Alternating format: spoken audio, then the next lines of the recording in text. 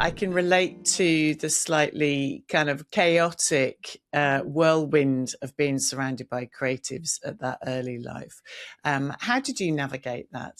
I think there was a lot of, I mean, it's hard, definitely. There's definitely hard things where I go, oh God, that was, we didn't have any money. We're very, very broke all the time. And, I felt like I had a lot to manage as a child that probably I shouldn't have been having to manage as a child. At the same time, I feel like I'm a very independent person. And it's part of also what makes me so good at my job because I have to be I have to manage a lot in my job, Yeah. like very, there's the creative side, but there's also, just managing budgets and connecting with people and making sure that they understand that their music is going to be used in this nice way and vice versa for the filmmakers, like trying to get what they want creatively. So I'm managing a lot, and I Yes. felt like I managed a lot as a child. Yes, uh, I can relate to that. I think yeah. there's also something about the kind of understanding the deep sensitivity of creatives and what the conditions it takes in order to get the best ideas out. There's also something in the mediation skills that are required. So what you're talking about, which is stakeholder management, Yeah. with let's say varying egos at play. Yes. So obviously you learned how to manage that. You probably, I might be projecting here, but you tell me, you probably learned how to read a room very Oh quickly yeah. Yeah, yeah. and understand how to navigate those emotional atmospheres early. Exactly. Yeah, Exactly. Yep. yeah, got Yep. it. So you obviously loved music and you started playing in bands. Is that right? I kind of wanted to play music from the time I started, collecting records. It was kind of always the goal was that I wanted to be a musician. Um, and in fact, I got to work on a show with Wendy and Lisa, who were in Prince's band.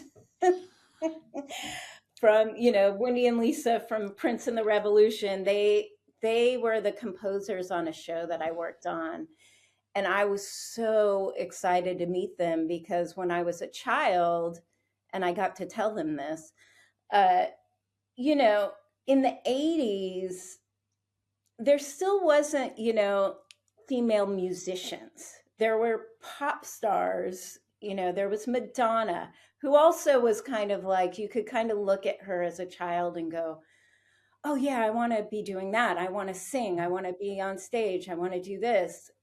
But Wendy and Lisa were more kind of my my kind of area that I wanted to be in that I didn't really know existed. I kind of wanted to be a combo of the both. So to have them so forefront as like actual musicians that were backing up Prince, who was a male, you know, pop star, and them kind of being the real musicians behind the, or how that was perceived was really like inspiring to me to kind of see women Mm. actually playing instruments, so Yeah. I wanted to be that. I wanted to play an instrument. I wanted to write my own music. I wanted to sing.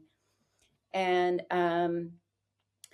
I started playing guitar when I was like 13, 14. I saved up my babysitting money to buy my first guitar. And at this point, it was like late 80s, early 90s, and I was getting into punk and grunge and indie rock and all that kind of stuff. And it was kind of more feasible for me to do it. I didn't ever really think, oh, I'm a girl, I can't play this. It's just that you needed those role models. Like you really Yeah. need those role models to look at and go, as a kid, I think it's so important to be able to have role models that are like you to be able to go, okay, this is feasible for me. I can do this. Yeah.